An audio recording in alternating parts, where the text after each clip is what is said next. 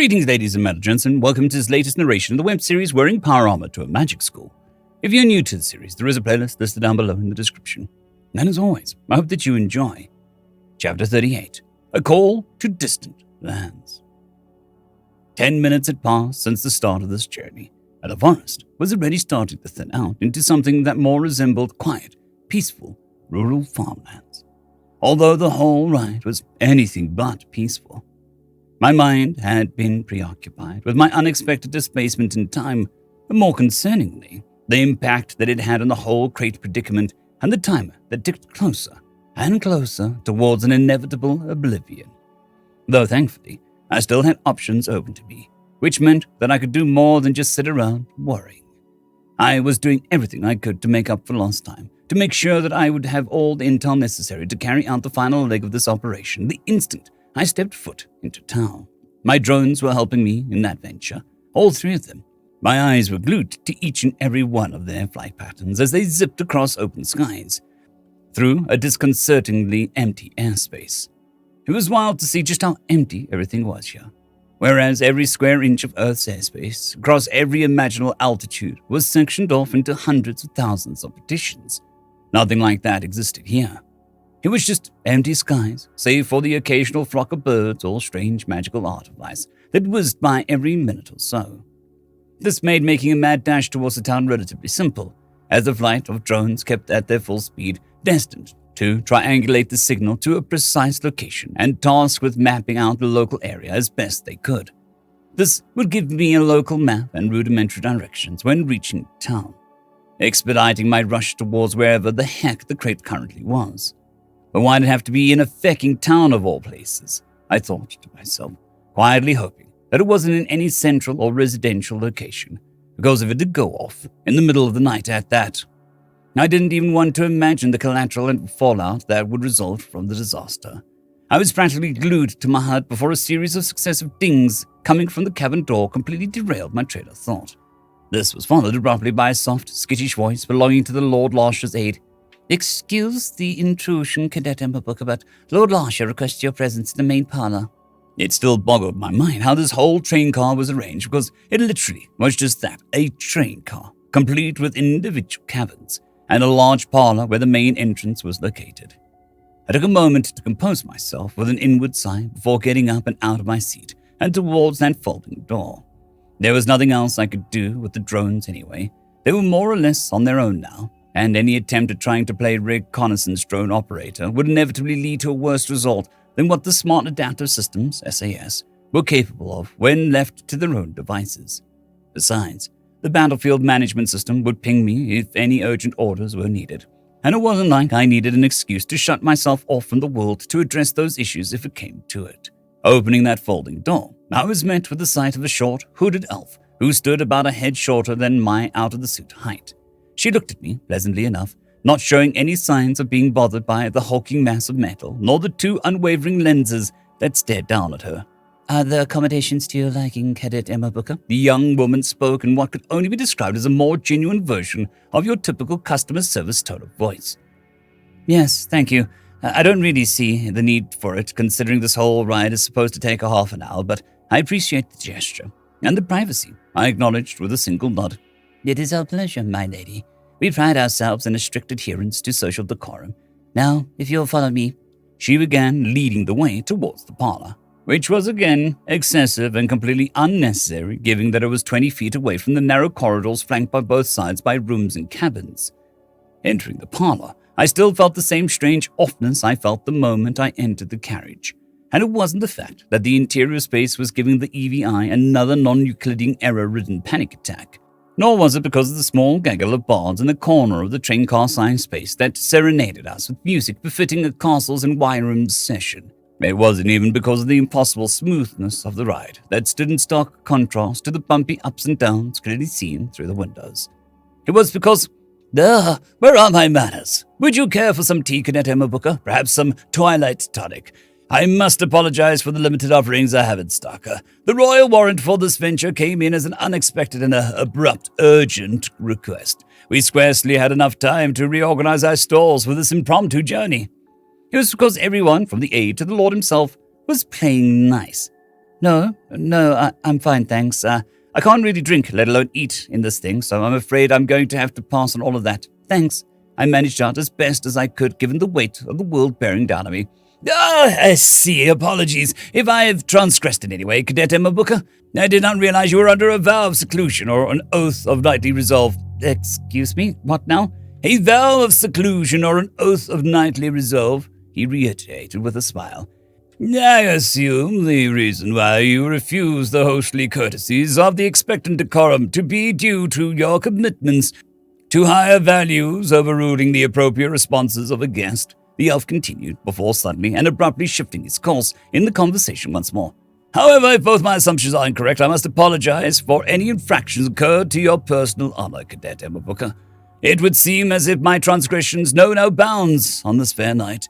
Your culture is completely unknown to me, so I wish to be as accommodating as possible in order to best represent the courtesy of a host. Even if my extension of courtesy is indeed bound to just a small jaunt from the forest to the village, it is still my honor, and within the bounds of our expectant decorum, to be civil in such exchanges. I stuttered out, before halting halfway. Part of me was just too thrown off by the complete tonal whiplash to really continue. Another part of me was just too tired to come up with any witty banter, given the newfound pressures of the shortened countdown timer, taking up a majority of my headspace. Have I spoken something warrant of a vow of silence, Cadet Emma Booker? The man continued, as I still struggled to find words to appropriately respond to him. He was supposed to be noble, right? Cadet Emma Booker, the man's aide interjected, snapping me out of my reverie and back into reality once more. Sorry, I apologize. It's just been quite a long day.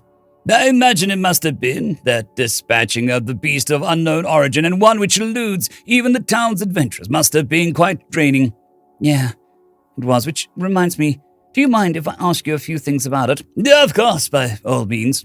Right, well, just before you arrived, the thing was actually talking to me, though talking is probably not the best word for this.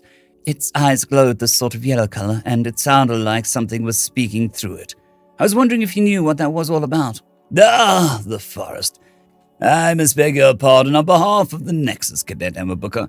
It is not often that it chooses to directly interact with an outsider, but when it does, it usually does so through an intermediary. It would seem as if the beast just so happened to be one of its intermediaries, the man explained simply, but also in a manner that made it clear that he didn't want to touch on the topic any further. But let's let bygones be bygones. Are you sure that you are not all injured by that beast, Cadet Emma Booker? The beast wasn't really the thing that shook me up. It's the whole portal situation, to be quite honest. I paused, before snickering. It's not every day I fall headfirst into a portal that spits me out on the other side of a full day in the future. Ah, that is quite understandable, Cadet Emma Booker. Once more, I must apologize if my insistence on maintaining polite conversation is at all at odds with your current physical disposition. The man responded with a polite smile, before leaning back into the thick plush seats that reminded me of those overly ornate leather lounge chairs from the Victorian era. Spatial dislocation and chronological displacement are both elements of the magical arts that can disorient even the most seasoned of apprentices. The fact that you remain so well put together, literally and figuratively, to the point where you managed to dispatch with that beast speaks volumes to the tenacity of your spirit and the constitution of your kind, he continued on, speaking with what I could only describe as a genuine tone of approval and appreciation. Both are qualities which I can most confidently say are self-evident by the dedication in your craftsmanship of your new Realmer attire. Thank you, I managed out, taking a moment to crane my head around the carriage, just to buy some time to come up with something to say. You're right, by the way, I began, causing the elf in front of me to perk a brow up in response. You could say that I'm under something of a vow to not remove the armor. I mean, it's a very complicated affair that I can't get into right now. But suffice to say, you have my thanks for being understanding about it, and not for digging into it further. Oh, but of course, it would be in poor taste for people of our standing to be at each other's throats instead of extending as much courtesy to one another as possible. The man spoke as if he was referring to some unspoken camaraderie that existed between us, which just threw me off even further. Our standing, Lord Larshaw? I spoke back almost immediately. Indeed, if you'll entertain my presumptuous tenacity, I take it that you are a member of something analogous to what we refer to as the entrusted nobility. I'm not sure what that actually implies. A slight pause soon followed, as the man took a moment to look me up and down, his warm eyes complimenting his polite complexion. Yet I couldn't shake the feeling that something was being off about him. I'm going to tread in dangerous waters here by making this assumption, Emma Booker, but I assume that your experience at the Academy thus far has been, less than stellar? You could say that there's been a certain level of inconsistency in how certain individuals interpret their noble decorum around me. Yes, I replied diplomatically. Typical. The man responded in an uncharacteristically snappy tone of voice, something that I hadn't at all expected given his verboseness so far. This is very much typical, to no fault of your own, of course. He took a moment to reach for the piping hot liquid held by the precarious-looking glass stem, taking a slow, calculating sip before continuing. You must forgive the rest of these, out-of-the-realm scum, Cadet Emma Booker. The intensity of his voice hitched up without warning. The tonal whiplash he was giving off was honestly reaching peak levels. They merely mime and mimic what they see and boast and bluster beyond their capacity. They resent those not of landed standing, such as you or I, Cadet Emma Booker, which is why your presence here, if I am presumptuous or correct, is utterly fascinating. For you see, it is quite unusual for an adjacent realm, and a new realmer at that, to send over a candidate not of some landed status. The fact that your realm sent you, of all people, speaks volumes to the type of civilization we might expect from you, candidate. A small silence interrupted his speech, as he took the time to take yet another sip from that glass, as if he was expecting a response to validate his claims. I took a few moments to fully consider everything he was saying so far, a lot of which had serious repercussions on the political landscape of the Nexus. The existence of more than one type of noble, and what seemed to be clearly defined societal lines between said types of nobles, was huge in and of itself. But it was terminology being used that really pointed at what these differences could be, and what the guy could be assuming about me. Landed versus entrusted. I looked around me, at the interior of the carriage, at the man's aid, even at the gaggle of bards in the far corner of the room, before it hit me. You said that you were under a royal warrant, I spoke out loud. Correct, Cadet Emma Booker. And that you're heading to the town because of a courier mission. Correct again. The elf spoke affirmatively, nodding with a warm smile. I'm going to assume that your definition of entrusted nobility has something to do with members of nobility whose noble status aren't bound to land like a landed nobility, but are instead bound to some royal commission or on appointed role status, or something like that. This caused the elf to perk a brow up in excitement. Close enough, Cadet Emma Booker. The entrusted nobility are those of noble birth whose families have no claim to land significant enough to constitute the establishment of landed holdings such as duchies, kingdoms, and such and so forth. Instead, our titles are granted to us by our entrusted holdings. Holdings with range from anything from manufactoriums to unique family-held services. This added a layer of complexity to the Nexus that I didn't need right now, but I knew the EVI was hurriedly storing away for other intelligence reports. That still doesn't address the elephant in the room. And you're under the assumption that I hold the equivalent title back home? Well, yes. Why? It is obvious, is it not? The man shot back with a hint of incredulity, coupled with a slight chuckle. It was only when I refused to elaborate further that he finally gave me the solid, reasonable answer. It is everything about you, Cadet Emma Booker. Starting from your armor. He raised both hands in front of me, gesturing to every possible angle of my armor. No commoner would be able to afford such fineries, and no landed noble would be caught dead wearing it unless its punishment enforced upon them. Secondly, it is the manner by which you carry yourself, more specifically your title. No commoner would dare to use titles preceding their names in interactions with the highborn, and no landed noble would be caught using merited titles, let alone in a first interaction. Thirdly, it is your propensity to put merit first. You did not boast, nor did you point out the dispatched piece as a justification of your character. You merely let such things speak for themselves. Finally, and perhaps the most telling of all, is your oath of knightly resolve. Such acts of humility are impossible to find within the ranks of landed nobility, but are gestures of great fortitude befitting of an entrusted nobility. The man ended off his whole tirade with an overly confident grin on his face. So tell me, how accurate were my assertions, Lady Emma Booker? I felt as if my very soul had been grappled and ripped from my core as the elf chose to attach that honorific to my name. It just felt wrong on so many levels. especially with the baggage that title carried here in the Nexus. I had to take a moment to steady myself before responding. I'm actually not a noble, Lord Losha, I responded plainly, but as politely as I could. To say that his facial features completely changed the moment those words left my mouth would have been an understatement, as that formerly chipper and polite demeanor was completely thrown out. There was still politeness there, sure, but the genuine kindness that had colored his light brown cheeks had departed so quickly that he looked as if he'd become a completely different person altogether. "Ah!" was his first response, and even with just that, I could tell the man's mood had completely changed. "Well, my apologies then, Cadet Emma Booker." He started correcting his course, even taking the time to clear his throat, as a tint of kindness in his eyes started following the same trend as the rest of his face. A guard quickly approached from behind him, coming out from one of the many doors recessed into the walls on a direct trajectory towards me. Before he could do anything, though, Lasha raised a single hand, lazily and without much effort, the life seemingly gone from even his physical gestures. "No, that won't be necessary," he spoke with a tired sigh. "What, my lord? The commoner is shitting on the upholstery intended for highborns." "I said that won't be necessary, Fabian," Lasha reiterated, now with a soft hiss. "Yes, my lord." The guard quickly left without a fuss, leaving me with just the elf alone yet again. "It is no fault of your own that you sit there. It is a space designed for highborns, Cadet Emma Booker. It is also no fault of your own that you have been given highborn accommodations. It would be unbecoming of me to punish you for my own lack of foresight and my own foolishness. I should have inquired first with regards to your heritage.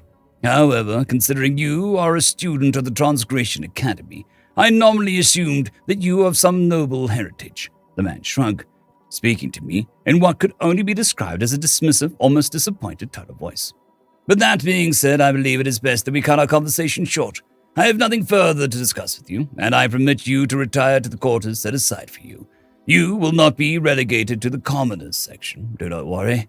I am a man of my word, and a man standing steadfast by my decisions, even if this particular decision has led me to a horrible social faux pas. I apologize if I treated you as an equal, Cadet Emma Booker.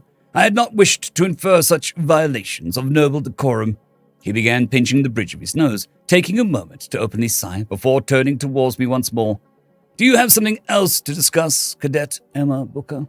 "No, I think we're done here," was all I said as I got up and left from our cabin. I knew there was something to the whole act, and my gut finally got something right this time. There was just under 10 minutes left before we arrived, and I figured now was as good a time as any to check up on the drones. Just before I could settle back into my cabin, however, I was once again interrupted by a series of soft taps on the door. Not the same dings as before, but quite, almost imperceptible taps. I stared at the door, my eyes narrowing as I saw the lock unlatching before I saw the shy, nervous eyes of the aide staring up at me. I sighed outwardly and loudly, making an effort to actually emote through the layers of composites and nanoweave. "What is it now? Has my great host decided to change his mind on that offer? Does he want me to walk the rest of the way down to town or—" I'm actually here against all the Lord's wishes, my lady," the elf interjected meekly. "You don't have to call me that, you know," I quickly corrected the aide. "It is not like there's any need anymore now that the cat's out of the bag." This seemed to prompt the elf to begin bowing in apologies, her eyes quickly averting from my two lenses as she did so. "If it pleases my lady for me to stop, then I shall be done. Is there a title that you would have me use in its place?" "Forget titles. I don't even know your name," I responded, cocking my head to the side. "Maybe we should start with that." I tried tempering my voice down somewhat, giving the young elf a chance, even if her boss had more or less thrown polite dialogue out the window just a few minutes ago. "My name?" the elf parroted back in a twinge of disbelief. "Of course, I am trade apprentice Lasha Siv, serving under the masterful tutelage of my Lord Lasha." "You're Lord Lasha's daughter," I responded with yet another head cock. Sorry, I assumed that you knew our customs, but I'd forgotten that you are a new realmer. My humblest apologies." The elf once more bowed apologetically. "I am not Lord Lasha's daughter, Cadet Emma Booker. I am but a common apprentice. I understand my name might cause some confusion, but it is expected practice for trade apprentices to relinquish their own name for the duration of their apprenticeship, instead taking on the name of our master and adding a suffix to denote our rank within their apprenticeship," the young elf explained succinctly. However, despite speaking with a clear tone of certainty, I could still hear some reluctance and disdain in her voice, as if she had something else to say, but she just didn't want to say it. So what about your name before all of this? I'm sorry, your name, prior to this apprenticeship thing. What did you call yourself then? I don't think the master would approve of... I don't care what he would approve or disapprove of. Your name is your own. Now it's your choice if you want to reveal it to me or not. I'm just asking after all. My name was Ryla. Okay. So what would you rather me call you then? The elf took the time to actually pause and think about this, her eyes showing signs of internal turmoil. As seconds, then an entire minute passed before she responded with a quiet whisper. Ryla, I want you to call me Ryla, if that's all right with you, Cadet Emma Booker. I took a deep breath and nodded. Ryla it is then. So, what did you want to talk to me about?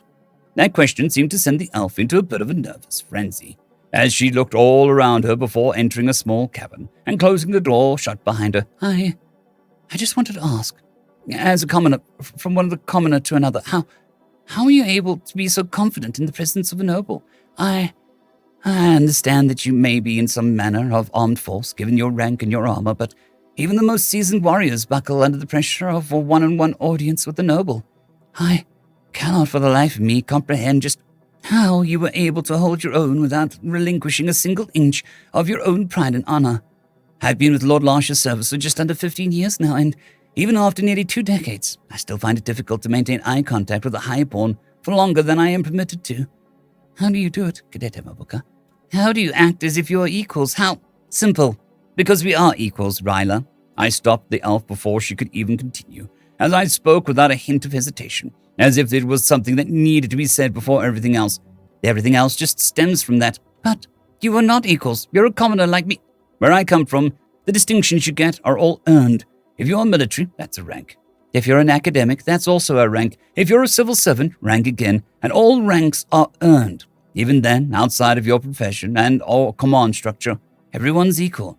Respect between people is something that is earned. It is not something you're born with. That is how I was raised, and those are the values I hold. The hooded elf remained standing in place for a few solid seconds after that, her eyes shifting from disbelief, then, as she listened on, mellowing out in a curious intrigue before she finally landed on a look I wasn't expecting.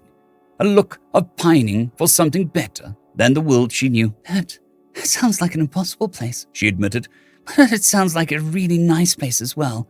I could sense that the elf was still skeptical, not fully grasping the nature of my world as truth like just about every other inhabitant in the Nexus.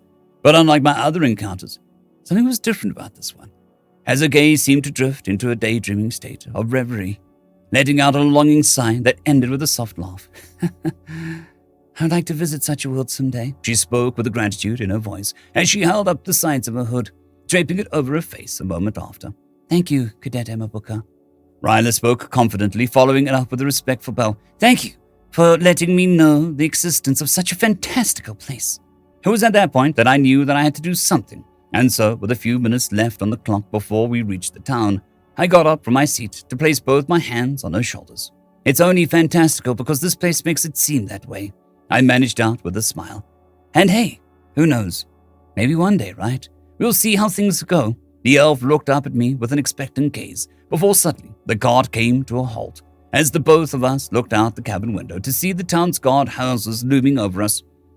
I guess this is my stop, but hey, this doesn't mean this has to be our last talk, right? The elf looked up quizzically before nodding with enthusiasm. The master comes through the town at least once a month, so perhaps this can be a first of many conversations. I would love to hear more of this world of yours, Cadet Emma Booker, even if it is the more fantastical tale than actual place. I am eager to mayhaps learn the ways of your resolve through these pyrobles. The elf managed out, still flip-flopping between belief and disbelief. She'd need more time to process this, and time was something that I was quickly running out of. I'll be looking forward to it, I spoke, but before I was able to leave the cabin, I felt the elf grabbing my hand tightly. Wait, before you go, take this. She reached to grab what looked to be a small pearl affixed to a leather bracelet, before placing it in my hands, to let you know when I'm in town or in close proximity. Are you sure that you want to give me something like this? This looks expensive, and I wouldn't want to. I have plenty to spare. It's relatively inexpensive, all things considered. I mean, not really, but it's something that I'm willing to part with for another surefire chance of meeting you, Cadet Emma Booker.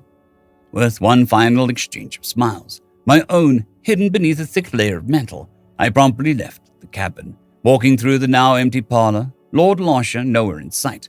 I landed with no fanfare on the streets of the town. Evie, time? 35 minutes, 47 seconds remaining, Cadet Emma Booker. All right then, I spoke with a fiery determination, quickly pocketing the leather bracelet into one of my pockets. Let's finish this. End of chapter. I'd quickly like to thank the T5 peeps: Cold War Boomerwaffen, Severin Cerberus, Bushmaster 177, HenryTheRed, Casper Arnholtz, Cold War Boomerwaffen, Elijah Silvercross, Dragzoon W.R.E, and Severin Cerberus. Thank you very much.